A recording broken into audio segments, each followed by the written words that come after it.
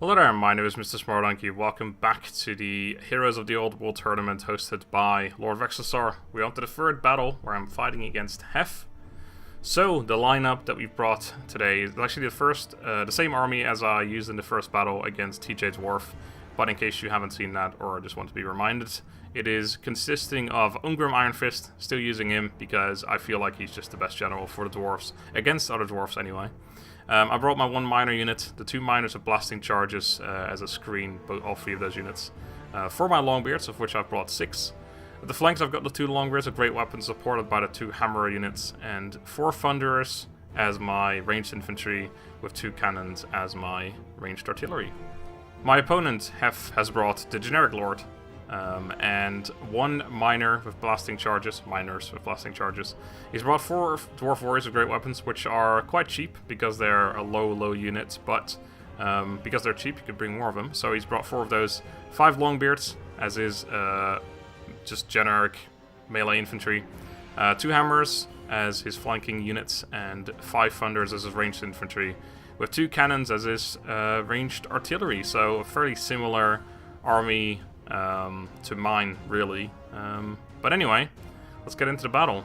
You can see that Heph has put his 2 cannon units on the flanks here, and they've immediately started firing. He actually starts firing at my cannons, which I'm not sure if that's the best idea. From what I've noticed so far is that killing cannons, or just generally killing artillery, really takes a long time with artillery because there's a lot of missing going on, etc. Whereas obviously firing into infantry just does a massive amount of damage. It has a massive impact on the battlefield, just killing a decent amount of infantry with cannons. So I actually leave my cannons here the entire time and let him fire on them. I also noticed I'm moving these hammers through, and I was like, wait, this is probably a bad idea. He's firing at this cannon. I should probably move them away. So I do sort of turn them around and send them around from behind the unit instead of moving them straight through, which actually probably helps out a little bit. I did take a shot here, and I think some of my hammers, yeah, right there, actually took a pounding, and 3 of them died. But you can see if I kept moving them through, they probably would have taken more damage. But generally, right, there was a bit of a lag there, because actually we had to pause the battle for a second while we were playing it, because his sister was downloading something in the background, and the game was basically running slower than the slow motion, which was pretty crazy. But anyway, so I moved my army to the left there because I was trying to get out of range of his cannons, but of course he just counters that by moving closer to his cannons, which was somewhat unfortunate. But I decided that I don't really care because he kept firing at my cannons. He already took out 1. I believe he's about to take down another. So let's actually have a look at that. Maybe we'll see a cannon explode. Because I know that the first one and the second one, there you go, died really shortly after each other. It was a direct hit, by the way. That's pretty impressive. But I figured, you know, if he's going to keep firing at my cannons, I will just move up my infantry, my infantry towards his line. You can see his units are already taking a decent beating as well. And the cannons, of course, the longer the battle goes on, the less effective technically they become, because you're getting your men into melee fights, and then you can't fire them at those men anymore, obviously, because you'd just be hurting your own guys in the back. You can, of course, fire them at thunderer units. But I feel like I was okay with him just firing at those units. I think he does switch targets eventually to my infantry. You can see here he's got some nice flanking shots on my infantry. He's firing at some of my higher value targets with the... actually, these are just the regular longbeards. I think he does fire actually at some hammers either side. I'm not sure which one anymore. Which is definitely a better choice. We want to take care of those hammers. I don't pick a particularly expensive target on his side either. I think I fired at the longbeard, so I may have switched at some point, but I don't quite remember actually, to be honest. Fired at that one as well. But I figured taking out his front line, it would be a good idea as well. So once again, doing a similar tactic as what I did in the first battle. These units are literally there just to take a shot from the thunderers, and then basically it saves my own thunderers from getting shot. So I move a little bit more to the left. I do actually end up sending some units over there as well, because I want to make sure that he doesn't flank around with 6 infantry units, plus his general. That'd be a bad idea. So I do focus on both groups at the same time. And in fact, this one is a lot weaker, because this just has the 4 dwarf warriors with great weapons, which is a fairly poor unit compared. Even the longbeard unit, a regular longbeard unit, can take them on one-on-one. So I figured that was a good idea. I sent my my Thunders a little bit too early here, but it doesn't really matter because they end up stopping pretty soon anyway after they had their targets in their sight. So once again firing at his Thunders and mostly doing that throughout the entire battle. You can see here that I sent my line a little bit like that, so I do have enough units here to face it off against his units as well. Because we don't want to let that just completely flank around, like I said. So you can see I switched target to the different Longbeard at some point. You can see I already killed half of that, 40 units on that one as well, and a bunch of this Thunder unit, whilst he's just mostly done damage to this cannon unit over here. So actually sends this Longbeard unit around as a flank. He was keeping that with his cannons. He decides to instead flank around towards my infantry, but I catch it at some point and just send my own Longbeards with great weapons after them, which means I got a pretty decent advantage there. I also start firing in the back of it with one of my cannons. We'll get to that in a minute. So you can see here, actually something went a little bit wrong. I managed to throw all of my ammo with this miner's blasting charger, but this one, what he did was pretty smart. So what I did, I targeted one of his Thunderers with my miners, but he moved his Thunderers back, which makes sense, and instead moved his Dwarf warriors into range to attack my miner's blasting charges. So I actually still had them selected, but they weren't in range yet, so I got a charge into melee essentially without throwing much of my ammo. I think I got a few shots off, even though the ammo counter doesn't actually show it. But I threw like a few C4 instead of all their ammo, like this one managed to do. So that was a pretty big loss. Over here, we're now engaged. I sent Ungrim over here as well because his general's over there too.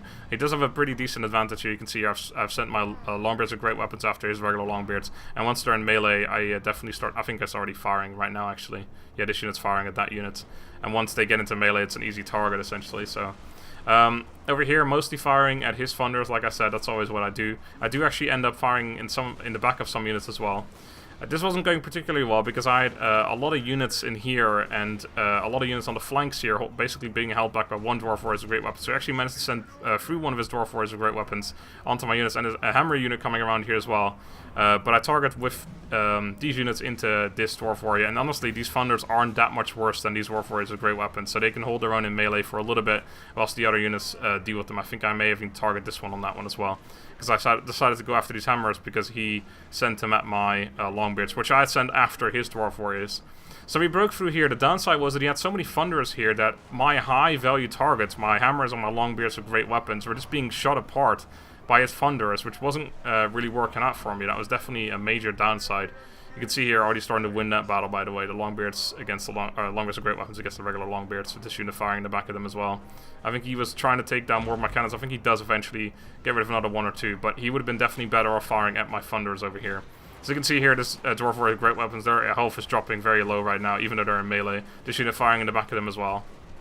And then that Hammer unit he sent around, I'm firing in the back of that with this Thunder unit. I decided to switch targets to the melee infantry because I wanted to take care of them pretty quickly. This one's still firing at his range, and I believe I switched these ones over at some point as well, back into the range units, because I think, especially with this situation, it's important to kill his range units as much as possible before he just takes care of all of my melee units before they can even reach his line. On this side, the battle's still not going particularly well because he just has a pretty big advantage. He had 6 units on this side, and I only sent in 4 or maybe 5. And Ungrim, obviously always doing quite well, but Heph smart to take his general out of there. Just, oh man, some cannonballs flying in there as well. Yeah, that's the thing. In this battle, I didn't actually switch this target up at all, so these were still firing in the back of my own men essentially, which it wasn't working out quite well for me. But anyway, so Ungrim in melee with these Hammers, and he just moved his general out because he can't win that battle, but if he just hurts Ungrim enough with his Hammers, then maybe he will eventually win that battle. Managed to break one of his units though there. And we were almost done with this battle, which means I could send this Longbeards with great weapons back over there that way again as well. So you can still see I started to once again fire at his Longbeard, or at his Thunders again, just trying to take them down a little more. And I think at some point I may even switch back. Oh, good shot in there with the cannons. Another one right there. I do eventually switch back to fire at these units. It would have been... I should have done it earlier, really, because it's a great shot right in the back of all these units. To be fair, it doesn't matter where you shoot at them from, because they don't have a shield anyway, so the back or the front doesn't really make a difference. And once again, still got these Thunders just firing at those units. They don't really have another target here anyway. Like, I should have switched this one, but not those ones. Ungrim now, you can see his health is actually lower than the enemy general. Enemy general... not actually in melee yet, he's just sort of standing around. I thought he maybe charged him in there. In fact, he's moving them back. And you can see still Ungrim losing more and more HP, getting a little low. But it is Ungrim, of course. He doesn't actually break. He will always fight until the death, but we don't want to lose him. See, I got some buffs on him again as well. His buffs are insane as well. And the Longbeard's unit of great weapons dealt with this unit, so it's on the way now towards the main line. And we're starting to win this battle over here as well. Most of the units starting to break. 2 of them already broken, 1 of them still going, but on the verge of breaking. And there you go. I actually finally switched that unit over, and that's what sort of made it happen eventually. All the units that I had sent after his Thunderers managed to break as expected, because they just had so many range units there. They constantly kept firing at me.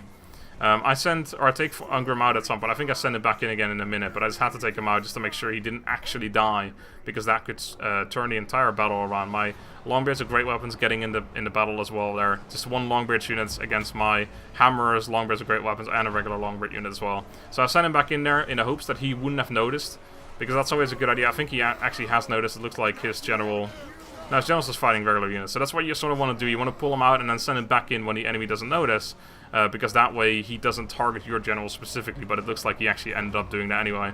My 3 units here are getting freed up though, and of course just sending Ungrim back in on his own. Even when he's got lower HP than the enemy general, he's just a killer that he should be able to take on the enemy general regardless. But it didn't really matter anymore too much anyway. Even if Ungrim had died there, it still would have gone my way because of the amount of routing that was currently going on. Heph did have a lot of units back here, which he could have sent back into the fray again. But my Thunderer is still focusing on those Thunderers, so even if they were to come back, they would immediately get shot down again. I also targeted his general, I believe, with my one of my Thunderer units, just to make sure that Ungrim wasn't going to lose that battle. And there you go, just the scanners there, and they've routed as well now. And that is the end of the battle, despite there still being 17 seconds left. There you go, it's gone now. Another Pyrrhic victory, so I had 3 Pyrrhic victories, which isn't great. I mean, again, though, the last one I had 800 men left or so it's kind of a weird Pyrrhic victory. But a Pyrrhic victory nonetheless. I had about 455 men left here. Have a look at the kills. Ungrim doing quite well with 49 kills. Didn't get to kill the general once again, but made him rout in the end. Although we didn't actually make him rout before that, so that's why this battle lasted a decent while as well, because it was a pretty prolonged melee there. Cannons, one of them 169, definitely, I think that's the highest cannons we've seen in this so far, from my end anyway. Another 80 kills there as well. His cannons doing a little worse, because again, they were firing at my cannons, but you can see that's what I mean, like, my cannons, they still didn't die, they still had a lot of time to fire, regardless, even if one of them was firing the back of my own guys. Thunder is doing an excellent job, 170, 120, 106, and even the 66 is not bad. His Thunder, some of them doing okay, others doing not so much. My flanking units weren't particularly amazing this fight. It was really the Thunders and the cannons doing a lot of the work. My flanking force on the left got shot down by his range units pretty early on, and the flanking units on the right side, they were in melee with other units like his hammers and stuff that were actually able to contest him fairly well, and there wasn't much flanking there because I didn't have a numerical advantage on the right side. So they didn't do particularly well. Some are Longbeards doing okay, some of them not doing as well, of course. And then the Miners, they're once again just there to take the first volleys and to get in their disruption with their throwing weapons. So generally doing okay. His Longbeards, or sorry, Dwarf Warriors are great ones, doing surprisingly well actually. I mean, if you look at them for cost effectiveness, say an average about 60 kills between these 3 anyway. Take 3 of my units to take. Well, my average, I don't know, probably about 50 or so. So you can see these guys actually doing technically better. Of course, it's not a completely fair comparison because they were engaged in different situations, but still, not doing particularly bad, these guys, for what they cost. His Longbeard's definitely doing a lot worse anyway. If you compare it to his Dwarf Warriors to his Longbeards, definitely the Dwarf Warriors taking the bait, or taking the prize there. And the Miners of Blasted Charge is doing quite well as well compared to mine. But anyway, that was the third battle. So I've won all my battles. I might put something in the end screen here about like a score screen that Lord Rexasaur made or something. I'm not entirely sure. But either way, this means that I'm first in my group, which means that I will come up against all the first placed players in the other groups, which I will like explain who those are in the next video. I haven't actually recorded any of those battles yet. So I'm looking forward to doing that. But anyway, that was that. That was the first group stage of Lord Rexasaur's Heroes of the Old World tournament.